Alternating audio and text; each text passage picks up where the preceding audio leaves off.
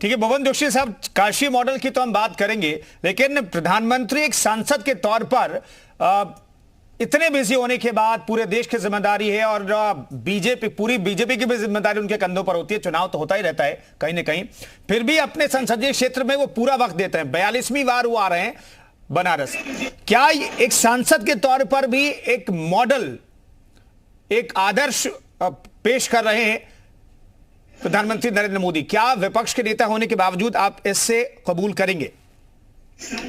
देखिए, देश के प्रधानमंत्री और बनारस के सांसद, मैं देख पा रहा हूं आप पूरे चैनलों में सुर्खियां है कि कल वो अपने क्षेत्र में आ रहे हैं और आप बताने का काम कर रहे हैं कि 10 साल के कार्यकाल में वो 42वीं बार बनारस जाने का काम कर रहे हैं और उनके स्वागत की पूरी जो परंपरा है वहां पर निर्वहन की जाएगी, ये भी आपके चैनल के द्वारा बताया जा रहा है। और मैं पूछना चाहता हूं, जो कि माननीय प्रधानमंत्री जी, जो कि स्वघोषित चौकीदार है और स्वघोषित प्रथम सेवक है, अगर वो उस क्षेत्र के सेवक है तो इतने भव्य स्वागत की क्या आवश्यकता है? और अभी मैं आप बहुत सारी उपलब्धि बताने का काम कर रहे थे, मैं भी थोड़ी सी उपलब्धि बताना चाहता हूं बनारस की। मुझे याद आता है कि एक समाजवादी पार्टी का एक कार्यकर्ता टमाटर बेचने का प्रयास करता है कमांडो की देखरेख में, और उसी बनारस में उसको जेल की सजा हो जाती है महंगाई का विरोध करने में। ये स्वरूप है। हम देख पा रहे थे माननीय प्रधानमंत्री जी जब आए थे तो उन्होंने वो सफाई कर्मचारियों के पैर धोने का काम करा। क्या वो 10 साल में उन सफाई कर्मचारियों की सुध ले पाए? देश जानना चाहता है। मैं देश ये जानना चाहता है कि आज आप बता रहे एक स्टेडियम खुलने जा रहा है, माननीय प्रधानमंत्री जी के कार्यकाल में 10 साल से कोई स्टेडियम नहीं बन पाया, और हमारे माननीय नेता माननीय अखिलेश यादव जी ने 5 साल के काल में 51 स्टेडियम प्रदेश और देश को देने का काम करा, जिसमें प्रतियोगिता होती है, और भारतीय जनता पार्टी के जो मुख्यमंत्री हैं योगी जी, वो शपथ लेने का काम करते हैं। ये विशेषता बताने को काफी है कि किसका नहीं तो वैसा है कि स्टेडियम और बनने वाला है। भुवन जोशी साहब, स्वागत तो कीजिए। एक और स्टेडियम पूर्वांचल के लोगों को मिलने वाला है। पूर्वांचल में तो आप जीते हैं सर, और पूर्वांचल को तोहफा मिलने जा रहा है। देखिए, हम तो चाहते हैं कि स्टेडियम सबको मिले, क्योंकि वो तो युवाओं के भविष्य का प्रश्न होता है। और हम तो बड़े मन के लोग हैं, समाजवादी लोग, और हमने स्टेडियम बनाया। माननीय योगी जी की शपथ उसमें हुई। अगर हमारे माननीय नेता अखिलेश यादव जी स्टेडियम नहीं बनाते तो योगी जी की तो शपथ नहीं हो पाती। चलिए ठीक है, ठीक है, लौटता हूं जोशी साहब, लौटता हूं। तमाम मेहमान है उनका रुख कर लेते हैं, फिर लौटते हैं, फिर आपसे बातचीत करेंगे। मनीष हिंदवी जी, ये जो बनारस का मॉडल है, इसे कांग्रेस कैसे देखती है? हालांकि अब तो कांग्रेस के प्रदेश अध्यक्ष भी वहीं से आते हैं और बहुत बुराई करते हैं, लेकिन फिर भी मैं जानना चाहता हूं बनारस के मॉडल को कांग्रेस किस रूप में देखती है? ये जो मॉडल को लेकर बार बार हवा उड़ाई जाती है, तो जैसे कोई गुजरात मॉडल था जो पूरा फेक था, क्योंकि अगर आप हेल्थ के इश्यूज पर बात करिए, एजुकेशन के इश्यूज पर बात करिए। मनीष हिंदवी जी, सबसे बुरी हार आपको कांग्रेस को मिली और सबसे बड़ी जीत वहां पर बीजेपी को मिली। इसी साल, पिछले साल तो जीती है बीजेपी, वहां पर आप हरा नहीं पाए। ये सारी बातें करते रहे, लेकिन जनता ने वहां पर नकारा आपको। बीजेपी 27 साल के बाद फिर से चुन करके आई, तो फिर आप गुजरात मॉडल को कैसे नकार सकते हैं सर? आपकी बात एकदम आप सुन तो लीजिए जी। ये मैं नहीं कह रहा हूं, ये मेरे आंकड़े नहीं है, मैं अपने घर से नहीं लाया हूं। ये सरकार के आंकड़े हैं कि हेल्थ और एजुकेशन के इश्यूज पर गुजरात सरकार फेल है। अगर आपका मन करेगा तो आप कोई आंकड़ा, कोई एनएसओ का आंकड़ा उठाकर देख लीजिएगा। अगर मैं गलत हूंगा तो मैं फिर इसी चैनल पर आऊंगा। चुनाव जीतने की किस तरीके की जो पॉलिसीज ये लोग अपना रहे हैं, अभी रमेश विधुड़ी का बयान सुना आपने ना टीवी पर? जी जी, जो संसद में दिया उन्होंने, तो इसी तुष्टीकरण की नीतियों से ये जीतते हैं, तो उसकी बात हम लोग ना करें तो ज्यादा बेहतर है। अब दूसरा मॉडल बनाया जा रहा है वाराणसी का, कि 41 बार गए और 38,000 करोड़ रुपया दे दिया। 38,000 करोड़ रुपया एक शहर के लिए अगर ईमानदारी से लग जाए तो शहर की किस्मत बदल जाएगी। और आज भी समस्याएं जस की तस हैं। तमाम पेपरों की न्यूज है कि वहां पर बिजली, अभी सतीश महाना जी गए थे पिछले साल, तो वहां से इंडस्ट्रियल औद्योगिक क्षेत्र के लोगों ने उनसे शिकायतें करी, तमाम शिकायतें करी। एक पेपर और अभी मैं देख रहा था, वो बिजली की शिकायतें कर रहा था, इलेक्ट्रिसिटी की शिकायतें कर रहे थे लोग। 38,000 करोड़ रुपया गया कहां? अगर आप सीना पीट रहे हैं कि 38,000 करोड़ रुपया लगा दिया, वो परिवर्तन तो बनारस में दिख नहीं रहा है। तो इसका मतलब भ्रष्टाचार हुआ। तो ये जीरो टॉलरेंस वाली सरकार कहां गई फिर? ये जो मॉडल का छलावा है ना, और ये जो स्वागत तो खुद से कराया जाता है, अपना ही पैसा खर्च करके, अपनी ही लाइटें लगवाकर प्रधानमंत्री अपना स्वागत कराते हैं, अपनी ही पार्टी के लोगों को लगाकर। ठीक है।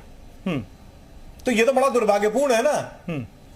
ठीक है सुभाष यादव साहब, अब तो आप एनडीए का हिस्सा हैं और पूर्वांचल को एक बड़ी सौगात मिलने और करीब करीब 1500 करोड़ रुपए की सौगात मिलने वाली है। प्रधानमंत्री एक बार फिर आ रहे हैं और 1500 करोड़ की सौगात लेकर के आ रहे हैं।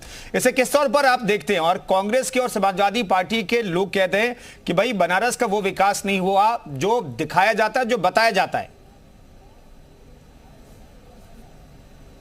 देखिए असल में कुंदन जी क्या है ना कि बनारस का वो विकास नहीं हुआ जो दिखाया जाता है। इस प्रकार की जो भ्रांतियां हैं, इस प्रकार का झूठ सिर्फ और सिर्फ विपक्षी पार्टियां फैलाती है। पूर्व के अंदर बनारस की क्या स्थिति थी और वर्तमान में बनारस की क्या स्थिति है, दोनों के अंदर जो जमीन आसमान का फर्क आया है वो देश के यशस्वी प्रधानमंत्री आदरणीय नरेंद्र मोदी जी की वजह से आया है। वरना पूर्व के अंदर तो बहुत सारी सरकारें थी, समाजवादी पार्टी की भी सरकार थी, बहुजन समाज पार्टी की सरकार थी।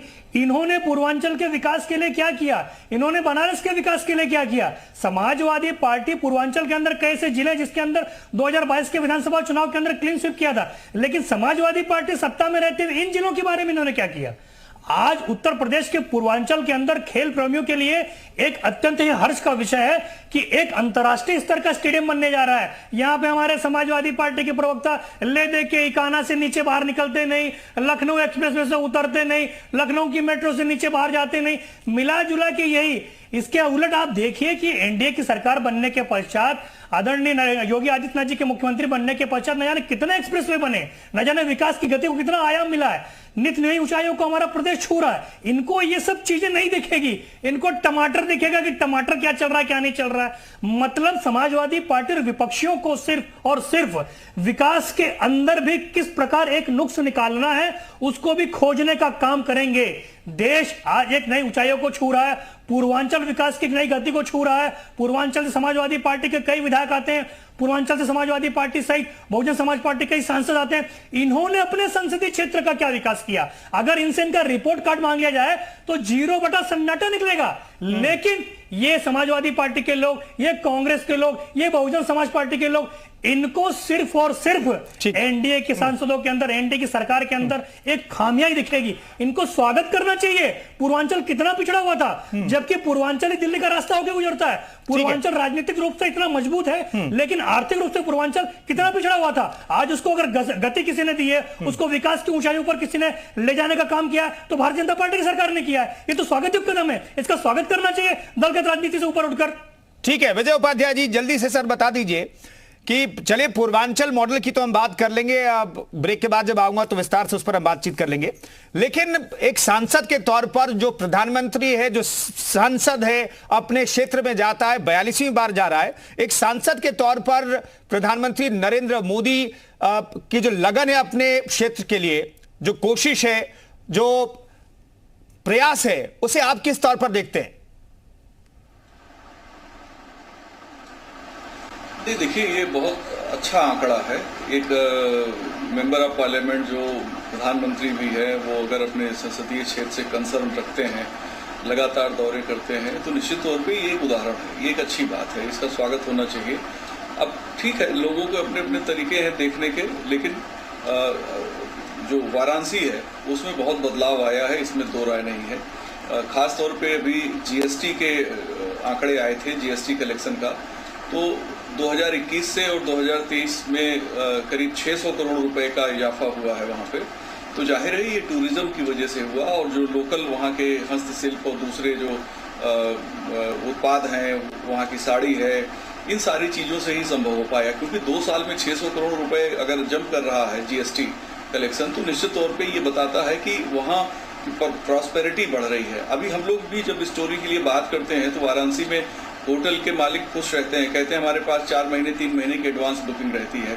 तो ये एक अच्छी बात है। किसी शहर में ज़्यादा टूरिस्ट आ रहे हैं, ये अच्छी बात है। किसी शहर में इंफ्रास्ट्रक्चर ठीक हो रहा है, क्योंकि देखिए इस देश में ज़्यादातर शहर बहुत पुराने हैं, और वाराणसी को तो सबसे प्राचीन शहरों में गिना जाता है। तो वहाँ का इंफ्रास्ट्रक्चर तो गलियों का शहर था वो, तो गलियों के शहर को अगर ओवरब्रिज से कनेक्टिंग दी जा रही है, बाईपासेस बनाए जा रहे हैं, वहाँ के स्टेशन को सुधारा जा रहा है, और केबल कार की बात हो रही है, तो ये एक अच्छी बात है। मुझे लगता है कि जो अच्छी चीजें हैं उसको भी अप्रिशिएट करना चाहिए। तो विजय उपाध्याय जी न्यूट्रल व्यू दे रहे हैं, वो बता रहे हैं कि किस तरीके से बनारस बदला है।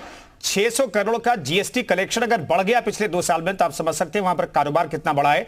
और पर्यटन का जिक्र किया विजय उपाध्याय जी ने, तो पर्यटन के लिहाज से अब उत्तर प्रदेश तो नंबर 1 बन गया पूरे देश में, लेकिन उसमें नंबर 1 है बनारस, जहां पर 7.5 करोड़, जी हां 7.5 करोड़ जो पर्यटन विभाग का आंकड़ा है उसके मुताबिक 7.5 करोड़ पर्यटक जो है वो बनारस पहुंचते हैं। फिलहाल